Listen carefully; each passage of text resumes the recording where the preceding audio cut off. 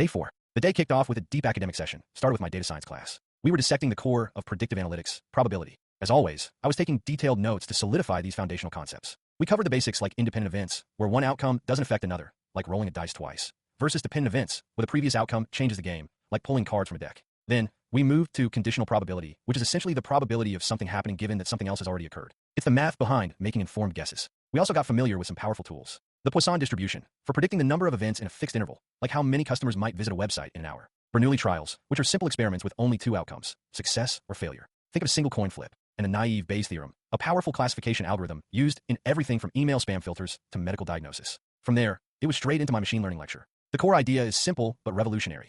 We train a machine by feeding it vast amounts of data, allowing it to learn patterns and predict outcomes on its own. We focused on the four main types. First, supervised learning. This is like teaching with flashcards. You give the model labeled data. This picture is a cat. This one is a dog.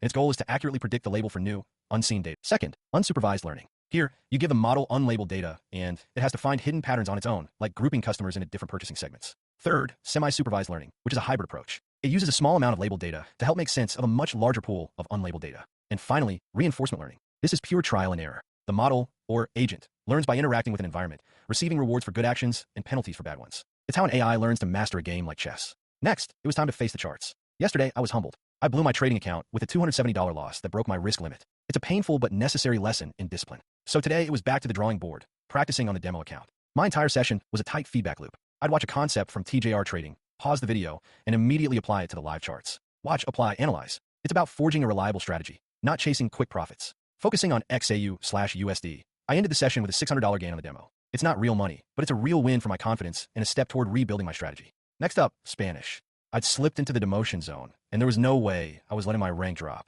I put in a focus session on grammar to climb back into safety. Mission accomplished. And more importantly, the streak continues. Day 261. Then, it was time for leak code. I tackled 2 to 3 medium difficulty problems on linked lists. It wasn't easy. I had definitely hit a wall. But getting stuck is part of the process. Instead of just looking up the answer, I researched the underlying concepts I was weak on. Once I understood the why, I went back and wrote the code myself from scratch.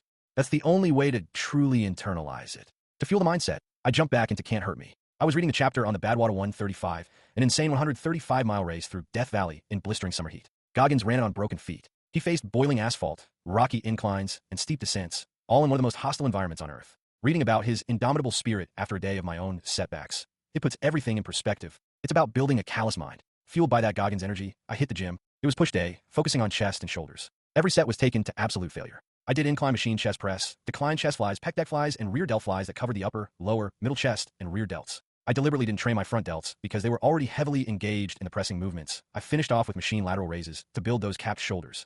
Just when the day felt done, it was time for the final push, quant prep. I continued my journey into calculus, focusing on limits.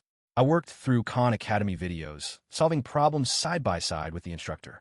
To test my understanding, I had ChatGPT generate a quiz. The first few questions were smooth, but the difficulty quickly ramped up, demanding trigonometric and algebraic formulas I was rusty on. I hit another wall, so I pivoted. Instead of forcing my way through the test, I decided to build my arsenal. I stopped the quiz and started compiling a master list of all the essential identities and formulas. I'll finish that test tomorrow, but I'll go into it prepared. Foundation first. And that was day 4. Another day on the path of an undegreed learner, proving that progress is a choice made every single hour. It's about facing your weaknesses, whether it's on a trading chart, a math problem, or under a barbell. Thanks for watching. Peace out, fellas. Spanish mastered. Code conquered. Trading practiced. Chest and shoulders destroyed. Calculus crushed. What will day 5 break?